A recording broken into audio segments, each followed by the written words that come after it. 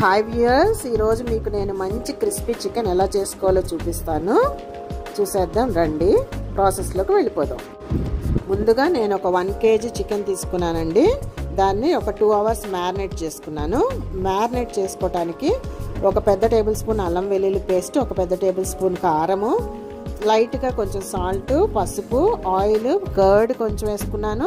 అలాగే sauce, chilli sauce, soya, ఒక పెద్ద టేబుల్ స్పూన్ గరం మసాలా, కొంచెం పెప్పర్, జీరా పౌడర్ అండ్ అలాగే మైదా ఒక స్పూను, 2 స్పూన్ల కార్న్ ఫ్లోర్ బాగా కలిపి మిక్స్ చేసి మ్యారినేట్ అయిన తర్వాత వేడి వేడి ఆయిల్లో వేసుకోవాలండి. పీసెస్ కదపకుండా అలా ఉంచి బ్యాక్ సైడ్ కొంచెం వేగిన తర్వాత అప్పుడు నిదానంగా వెనక్కి తిప్పుకోవాలి. ఓకే, ఇలా అన్ని పీసెస్ని మీడియం ఫ్లేమ్లో పెట్టుకొని వేయించుకోవాలి. ముక్కలు ఇలా డార్క్ గోల్డెన్ బ్రౌన్ కలర్ వచ్చే వరకు వేపాలి. కొత్తిమీరతో గార్నిష్ చేసుకుంటే ఎంతో రుచికరమైన క్రిస్పీ చికెన్ ఫ్రై రెడీ.